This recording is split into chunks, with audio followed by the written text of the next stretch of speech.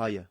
Մկրտիչ Ղրիմյան, ծննդավայրը Վան, 1820 թվական, առաքելությունը ամենայն հայոց կաթողիկոս, պատգամը ժողովուրդ հայոց, ամենեն առաջ քո ազատության հույսը քո վրա դիր, քո խելքին և բասկին ուժ տուր, մարդ ինքն իր մեն պետք է աշխատի, որ փրկվի։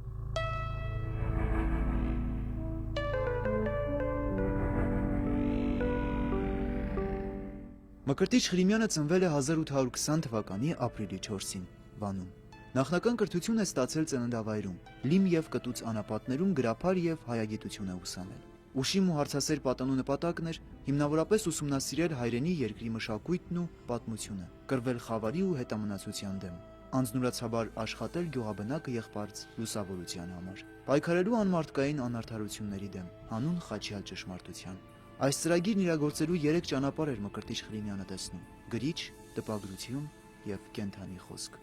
Շատ հոգևոր ձգտումներ ունեցող պատանու մեջ արդեն աշխարհիկ կյանքը ոչ մի ձգողություն իրենից չէր ներկայացնում ու 1853 թվականին Վանի մերձակայքում գտնվող Աղթամար կղզում նա Գաբրիել Շիրոյանի կողմից օծվեց վարդապետ։ Վարդապետ դարձած Ղրիմյանը մեկնեց Պոլիս։ Պոլսում այդ ժամանակ շատ ուժեղ ընթանում էր սահմանադրական ազգային սահմանադրության պայքարը և հետաքրքիր է, որ Ղրիմյանը բռնեց սահմանադրականների կողմը, ոչ թե հետադեմ հոգևորականների։ 1835 թվականին Կոստանդնուպոլսում Ղրիմյանը սկսեց հրատարակել Արծվի Վասպուրականի հանդեսը, որը 3 տարի անց փոխադրեց վարագ։ Դա եղավ առաջին պարբերական հրատարակությունը հայրենի երկրում։ Հանդեսին աշխատակցում էին գլխավորապես նրա հիմնած ժառանգավորած դպրոցի սաները՝ Գարեգին Սրվանձետյանցը, Արսեն Թոխմախյանը և ուրիշներ։ 1869 այցելելով Կովկաս, Ղրիմյանը հանգանակություն կազմակերպեց, որի միջոցները տրամադրվեցին դպրոցի և հանդեսի բարգավաճմանը։ 2 տարի անց նա Տարոնի առաջնորդն էր, Սուրբ Կարապետի վանահայրը։ Նախ եւ առաջ, եթե փորձենք ուսումնասիրել Ղրիմյան հայրիկ մարդու անձնավորության նշանակությունը իր պատմական խորապատկերի վրա, մենք կարող ենք նկատել, որ ինքը որոշակիորեն տարբերվում էր իր շրջապատից, ընդգծվում էր եւ այն էր, ինչ ուղղությամբ շարժվելու էր հետագայում հայոց պատմությունը։ 1869 թվականին Մկրտիչ Ղրիմյանն ընտրվում է Կոստանդնուպոլսի պատրիարք, մնալով միշտ անհաշտ պայքարող, հարստահարության, անարդարությունների, խավարի դեմ։ 5 տարի մնալով Պոլսում նա հրաժարվեց պատրիարքությունից։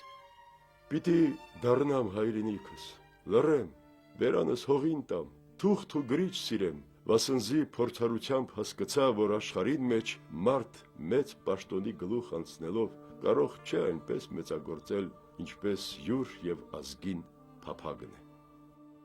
1876-ին Վանում Հրդեհն ու Կողոպուտը առիթ հանդիսացան, որպեսզի հայրիկը հեղինակեր Վանգույժը, որն ամբողջովին արյունով ու արցունքով գրված քնարերգություն է։ Պատկերելով աղետը, նա գիտակցում էր, որ բավական չէ լալ միայն հայրենի կորուստները, նահանջը, դժբախտությունները, որ անհրաժեշտ է գործնական միջոցների դիմել։ Գրքի հասույթը տրամադրվեց Վանի չքավոր մանուկներին, բայց այդ գիրքը նաև ոգեղեն արդյունք ունեցավ։ Նրա կորովի հեղինակը, ողբալով կորուստները ջերմ ու մտերմիկ խոսքով մխիթարում, հուսադրում էր հայրենակիցներին։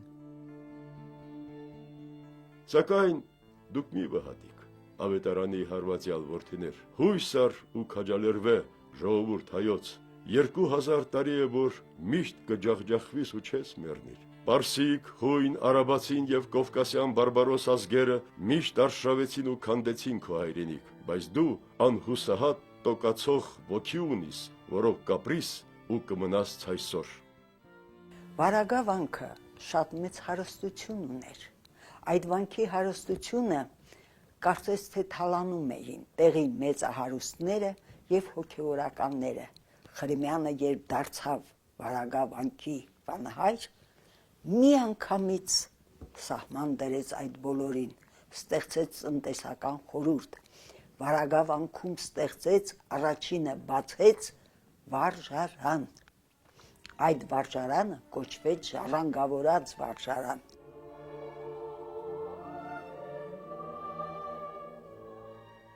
Աղետն ավելի մեծացավ, երբ սկսվեց ռուս-թուրքական պատերազմը։ Ղրիմյանը գրեց հայգույժը, ողբած վայրակ քուժերուն ձեռքեն հայոց անտեր ժողովրդի կրած տառապանքները։ Մկրտիչ Ղրիմյանը հրատարակեց նաև դրախտի ընտանիք, պապիկ եւ թորնիկ եւ այլ աշխատություններ։ Փիլիսոփայական խոսքերով ու իմաստուն խորհուրդներով հարուստ նրա գրքերը մեծ ազդեցություն են թողել ժամանակի հասարակական մտքի զարգացման վրա։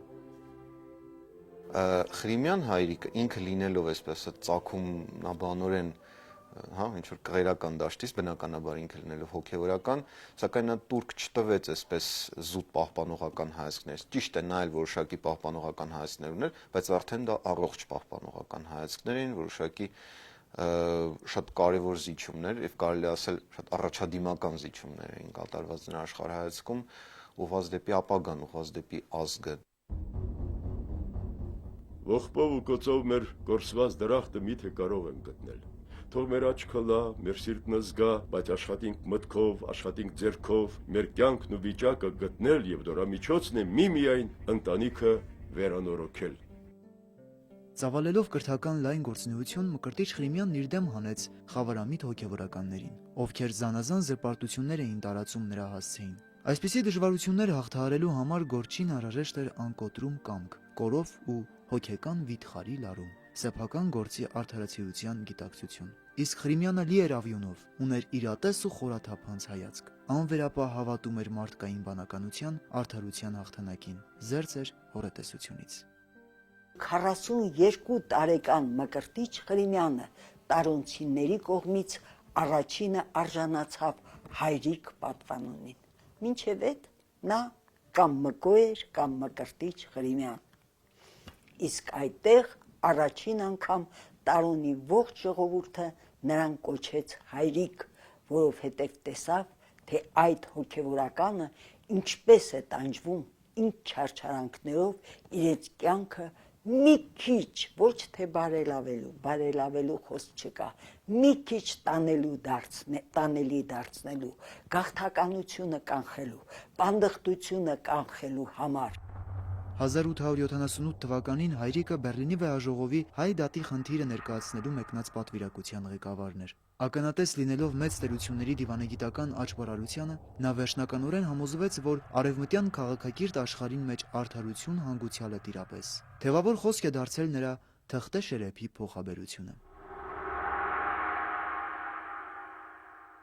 Եթե մենք ժողովրդական պարզ մակարդակով այսօրվա անգամ մակարդակով եթե մենք դատենք Ղրիմյան հայրիկ գործունեության մասին, առաջին բանը, որ հիշում է, դա երկաթե կամ թղթե շերեփի մասին նրա ասածն է, որ մենք գնացինք, մեր շերեփը թղթեր, մենք պետք է երկաթե սիրենք եւ այլն։ Այդ ամենով հանդերձ ես կարծում եմ մեզանում Ղրիմյան հայրիկի գործունեությունը փոքրինչ այսպես միակողմանի է ներկայացվում։ Միայն դա չէ, միայն երկաթե շերեփը չէ, այն որ նա կատարել է հսկայական լուսավորչական, այսպես կրթական աշխատանք, դա ինքնին արդեն վկայում է, որ այդ ամենը նախապատրաստությունն է նրա, ինչը հետագայում մենք կարող ենք անվանել, եթե կուզեք, երկաթե շերեփ։ Ղրիմյանը չէր տիրապետում ոչ մի եվրոպական լեզվի, երբ նրան հարց տվին հայրիկ, ինչպես ես ներկայացնելու արևմտահայության խնդիրը, չէ որ դու չես տիրապետում ոչ մի լեզու, միամիտ Ղրիմյանը պատասխանեց. պիտի լամ լեզումը, պիտի խոսեմ լեզումը, որ համամարտկային է, պիտի լամ։ Դեռ 76-ին պայքարի կոչած Ղրիմյանը այս ձևով մտածում էր դիմել եվրոպական երկրներին լալու միջոցով։ Շատ քիչ ժամանակ էր պետք, որ նա համոզվեր, որ լալը ոչ մի օգուտ չունի։ Դրա ապացույցը եղավ Բեռլինի վեհաժողովը, երբ հայերը ընդամենը ստացան բարենորոգումների դատարկ ու սին հույսեր։ Ժողովուրդ հայոց, անշուշտ լավ հասկացաք, թե զենքը ինչ կրնա գործել եւ կգործե։ Ուրեմն սիրելի եւ օրհնյալ հայաստանցիներ, գավառացիներ, երբ հայրենիք վերադառնալու լինեք, ձեր բարեկամած եւ ազգականած իբրև պարգև մեկ-մեկ զենք տարեք։ Զենք արեք եւ դարձյալ զենք։ Ժողովուրդ, ամենեն առաջ քո ազատության հույսը քո վրա դիր։ Քո խելքին ու բասկին ուժ տուր։ Մարդ ինքն իր մեն պետք է աշխատի, որ փրկվի։ Նա, որ մտածում էր օգուտ ստանալ եվրոպական պետություններից աղերսաթղթերի միջոցով, այժմ խնդրում էր հայությանը ամեն մի ընտանիք ունենա մի հրացանց։ 1879 թվականին հայրիկը կազմակերպեց Վանի սովյալների օգնության դժվարին գործը։ Հիմնեց գյուղատնտեսական գիշերօթիկ դպրոց։ Բնականաբար նրա ծավալած հայրենանվեր գործունեությունը կառավարությանը դուր չէր գալիս, եւ 1885-ին Խրիմյանին կանչում են Կոստանդնուպոլիս։ Այնուհետև մի քանի տարի անց երկարատև ուխտագնացության ուղարկում Երուսաղեմ, որը ըստ էության արտաքսում էր։ Խրիմյան հայրիկը եկեղեցու սոցիալական դերը բարձրացրեց։ Ցավոք իհարկե հետագա տարիների ընթացքում այն կրկին նվազեց, սովետական ժամանակ առհասարակ համարյա վերացավ թատերաբեմից։ Իսկ ժողովրդի մեջ գնալով բարձրանում էր հայրիկի հեղինակությունը։ 1890-ին, երբ հայությունը լայնորեն նշում էր նրա ծննդյան 70-ամյակը, մուրջ հանդեսը գրեց. Նա այսօր որպես եւ անցյալում ամենահեղինակավոր, ամենապատկառելի, ամենավստահելի ներկայացուցիչն է այն գաղափարի, որը մի պատրիարքի դարձնում է Ներսես, մի վեպասանի Ռաֆի։ Ուստի եւ բնական է, որ 1892-ին հայրիկը միաձայն ընտրվեց ամենայն հայոց կաթողիկոս։ Հայ հասարակությունը համարյա բոլոր խմբավորումները Խրիմյանի ընտրության հարցում եղան միաձայն։ 72 ձայնով 72 տարեկան Խրիմյանը ընտրվեց կաթողիկոս ամենայն հայոց։ Այն ազգ եւ աշխարհ, որ հայ չէ, մեզ հետ չի լար, մեզ չի պետք օտարելած։ Բավական է, որ թե տարաշխարհիկ գաղթական հայեր եւ թե Բյուզանդիոնի պանդուխտ հայեր հիշեն մեր հայրենյաց չարչարյալ որդիքների Եվլան։ Ես գիտեմ եւ դու գիտես, սոսկ լալով ու ողբով, եթե շաղախենք մեր հայրենյաց հող, հայրենիք չշինվիր։ Օրմը եւս երկինք այդ կենթանարար ցող հայոց դաշտերում վերա կցողե, դու կտեսնես, թե ինչպես հայոց աշխարհն եւս կվերածնի հրաչուկ։ Միայն թե մենք աննկուն արիությամբ գործենք եւ Աստված մեր օգնականն է։ Շատ ուշագրավ է կենսագրական մի դրվագ, որ վերաբերում է հայրիկի կաթողիկոսության շրջանին եւ ժամանակին պատմել է մեծ ընկոմիտասը։ Գերմանացի մի հնախույս հետաքրքրվում է հնագիտական արժեք ունեցող իրերով։ Երբ էջմիածնում նրան ներկայացնում են Խրիմյանին, վերջինս դիմում է թարգմանչին։ Ասեք, որ ես թանկագին հնություն ունիմ։ Քանի տարվան կենթադրե։ 5-րդ դարի, փորձում է գուշակել հնագետը։ Անկեցալհին, հուշում է կաթողիկոսը։ Քրիստոսի ժամանակվա անկեցալհին։ Հնախույզի աչքերը վառվում են հետաքրքրությունից, որ աստիճանաբար փոխվում է ոգևորության։ Տեսնեմ, վեհապար ինչ է այդ թանկագին հնությունը։ Իմ ազգս է։ Կշտամբող շեշտով պատասխանում է Խրիմյան հայրիկը։ Քրիստոսեն ալհին, Մովսեսեն ալ, իմ թշվառ ազգը։ Անտեսած այս թանկագին հնությունը հինքարմը կամ առարկամը փնտրելու կելլեք։ Մեզանում հայ ժողովրդի պար ժողովրդի սերը առ Խրիմյան հայրիկը դեռ շարունակվելու է, տասնամյակներ շարունակ դա եղավ ավանդույթ եւ դա դեռ շարունակվելու բանի։ Պատճառն եմ ես ուզում ավելի շատ վերհանեմ, որովհետեւ սա այսպես քիչ պատահող դեպքերից էր։ Ճիշտ է, մենք ունեինք բազմաթիվ գրողներ, մտածողներ, նաեւ հեղափոխական գործիչներ, որոնց նկատմամբ իհարկե այսպես ժողովուրդ անտարբեր չէր, սիրում էր ժողովուրդը նրանց, սակայն նրանցից ամեն մեկը մասնավոր ինչ որ այսպես բան ուներ։ Ռաֆուն կարող էին շատ հանգիստ քննադատել, Ռաֆուն կարող էին սիրել, կարող էին քննադատել, անտարբեր չէին, բայց շատ եւ այլն, ես կարող եմ այլ օրինակներ բերել, այդ մարդիկ համենայն դեպս մնում էին ավելի այսպես ինտելեկտուալ դաշտում, գրական գրավոր խոսքի մակարդակներում Խրիմյան հայրիկը այն մարդն էր, որը ոչ միայն խոսքով, այլև գործով էր աշխատում։ Կլինի մի օր, երբ մեր գյուղացին հանգիստ վայելե իր հայրենյաց ագարակին արդյունքը։ Մեր երկրում տիրի արդարություն եւ խաղաղություն, իսկ մեր ձորերում, ուր լռությունն սպանում է ավազակների հրազենը, շոքեքարշի սուլոց լսվի, ունենանք հեռագիր, դպրոցներ, համալսարան։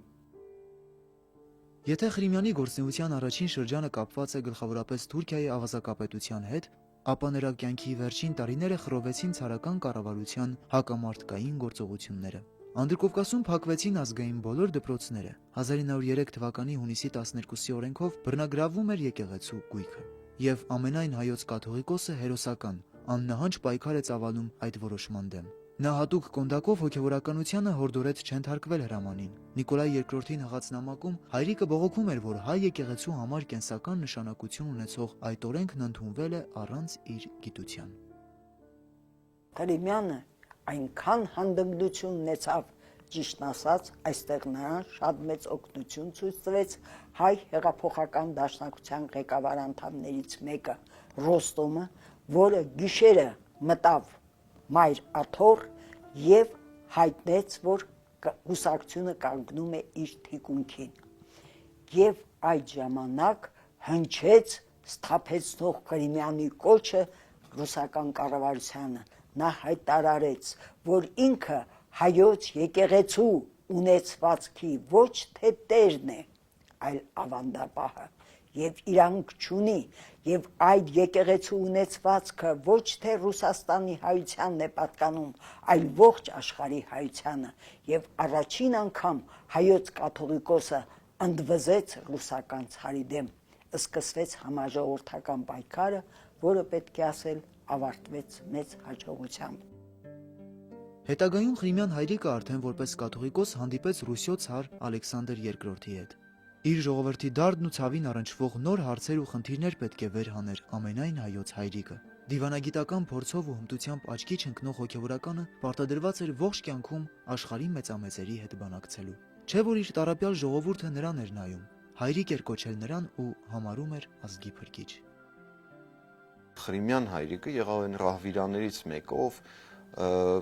ամեն ինչով նպաստեց նրան, որ արևմտյան Հայաստան, ընդհանրապես հայերի մեջ կրթական գործը արմատավորվի, զարգանա, բարգավաճի, եւ դա ոչ միայն, ասենք, ի պատասխան արևմտյան, ասես, կողմերից եկող մարտահրավերներին, այլև այն մարտահրավերներին, որ ուներ հայ ժողովուրդը իր աշխարհիկացման, արդիականացման, ազգայնացման ճանապարհին։ Ախալքալաքում կաթողիկոսը գիշերեց տեղի երկարակյաց մեծ Գերդաստանի նահապետ Հաջի Մարեի տանը։ Մեկ տանիքի տակ միասին ապրում էին նրա 4 որդիները, հարսները եւ 54 թոռ ու ծոռ։ Ողջ ընտանիքը բաղկացած էր 63 շնչից։ Նրանց մեջ կային առևտրականներ, ուսուցիչներ եւ ուսուցչուհիներ, բժիշկ, իրավաբան եւ մի քանի ուսանող։ Կաթողիկոսի եւ նահապետի դեռևս առույգ ծեր կնոջ միջև ծայր առավ մի հետաքրքիր զրույց։ Այդքան որդիներ եւ թոռներ ունես, ճիշտն ասա, նրանք չեն վիճում իրար հետ։ Հայրիկ, ոտքերիդ խոնար փոշին եմ ես։ Միթե թույլ կտամ, որ նրանք վիճեն։ Բոլորին ներշնչում եմ իրենց պարտականությունները, իսկ անհնազանդներին ու անկարգներին պատժում։ Ուրեմն դու պատժել գիտես, քաջ տատիկ, շփտալով հարցրեց կաթողիկոսը։ Հապա ինչպես, առանց պատժելու կարող է դիմանալ պետությունը։ Իմ տունն էլ փոքրիկ պետություն է։ Իսկ ով է նրա տիրակալը, հարցրեց հայրիկը։ Ձեր խոնար ծառան, Հաջի Մարեն, եւ թողորնված լինեն այն կանայք, որ այդպես ամուր պահում են հայ ընտանեկան կապերը, ասաց կաթողիկոսը, օրհնելով այդ նահապետական ընտանիքի բոլոր անդամներին եւ նրա գլխավորին։ Արդի աշխարհի իմաստասիրության փիլիսոփայությունը կհաստատե, թե միայն ուսումն է օգտակար ժողովրդի համար։ Երանի թե մեր 1000 վանքերի ու մատուրների տեղ դպրոցներ ունենայինք։ Լսել միայն բավական չէ, գործել է հարկավոր։ Մեծանուն գրող Ավետիք Իսահակյանն իր հուշերում Ղրիմյան հայրիկի մասին գրում է. Վերջին անգամ հայրիկին տեսա 1906 թվի աշնանը, ցավալիորեն թույլ էր եւ գունատ։ Հիվանդ է հայրիկը, ասաց, շատ չի ապրի հայրիկը։ Շատ մարդ կա պարկած հողի տակ, փարավոններ, արքաներ, հերոսներ, խորենացի, նարեկացի, Վիկտոր Հյուգո, վաղն ալ ես կպարկիմ հողին քնով։ Դու կուգաս վանքը եւ հայրիկին շիրիմը կտեսնես։ Խուլաս չես լա, այդ չեմ կրնարսել, բայց այն ժամանակ կզգաս հայրիկին կարոտը։ Հոստեղ ուրիշը նստած կլա ու չես կրնար հայրիկին հետ խոսիլ ու ծիծաղել։ Տխուր նախազգացումով պաշարված ուշի ուշով դիտում էի նրան, արծվենի հայացքը, ուր դեռ արև կար, հոգեթով ձայնը եւ հնադարյան մագաղաթի նման դեղին աչը։ Զգում էի, որ վերջին անգամ եմ տեսնում նրան, հայ ժողովրդի այդ մեծ զավակին, մեծ հային։ Մի երկար ու խորին համբույրով նրա աչքն առա եւ հեռացա մռայլ ու տխուր։ Որտեղ գնում էր, ինչ եկեղեցի հիմնում էր, ինչ բացում էր, նա հայրիկն էր, Նույնիսկ նա Սևանի մոտ է ահագին նստել ու մտածել, ինչպես անել, որ Սևանի ջուրը տարածվի եւ ոռոգի ամբողջ դաշտերը։ Հասկանում եք, նա հասել է մինչև Սյունիք, այդ տարիքին ձիով ճանապարհորդում էր։ 1907 թվականին երկարատև հիվանդությունից յուծված Ղրիմյան հայրիկը մահացավ։ Հայկ Աճեմյանը իր հայոց հայրիկ գրքում հետևյալն է պատմում. Էջմիածնի սինոդի եւ միաբանության որոշումով հայոց հայրիկը պիտի թաղվեր Մակար կաթողիկոսի կողքին, Մայր տաճարի զանգակատան հարավակողմը։ Նոյեմբերի 1-ին դուսարարապետ Ղևոնդ եպիսկոպոսը կատարեց գերեզման փորելու կարգը։ Հանկարծ ժողովրդական հուզում եւ պորտքումն առաջացավ։ Հազարավոր ամբոխը խռնվեցավ վանքի բակը, ամեն կողմ աղմուկ, սպառնական բռունցքները բարձրացան եւ օդը թնդաց անզուսպ աղաղակներով։ Մակարը քանդեց հայոց տներ, մեր ազիզ հայրիկը չպետք է թաղվի նրա կողքին, Ներսես աշտարակեցու կողքին թաղել հայրիկին։ Ցուցարար եւ հուզված ամբոխը ծածկեց Մակարի կողքին փորված գերեզմանը եւ հաջորդ օրը տասնյակ հուժկու բազուկներ նոր գերեզման փորեցին Ներսես աշտարակեցու կողքին։ Հայ ժողովուրդը կցանկանար, որ հայրիկն հայրենյաց, Ղրիմյանը թաղվեր պաշտպան հայրենյաց Ներսեսի կողքին։ Այսպես ալ եղավ։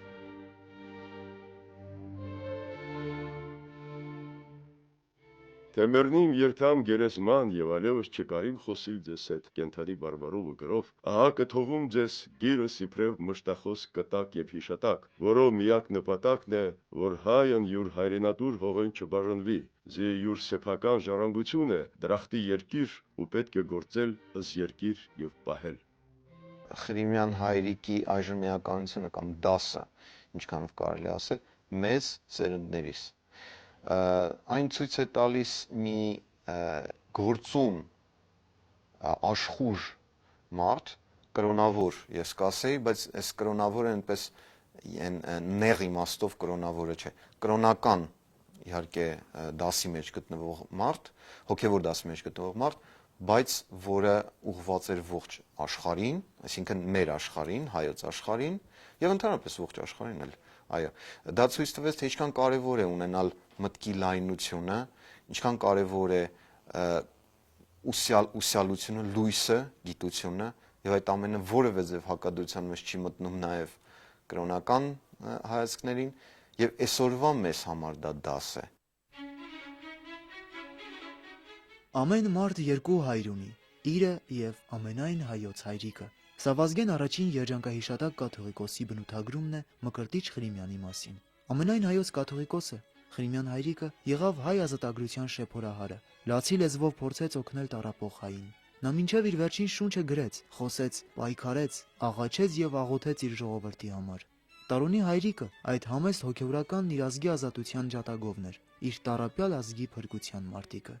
Ղրիմյանն իրեն դասում էր նրանց շարքում, ովքեր հավատում էին ազգի ներուժին եւ նրա հարությանը, ու ասում էր. Ես ուխտել եմ հայոց փրկության հավատով իջնել գերեզման։ Իսկ սերունդներին մեծ հայը, Մկրտիչ Ղրիմյանը, թողեց հետևյալ պատգամը.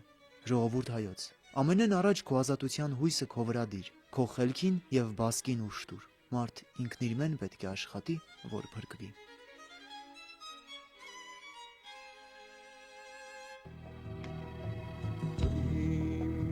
Հայ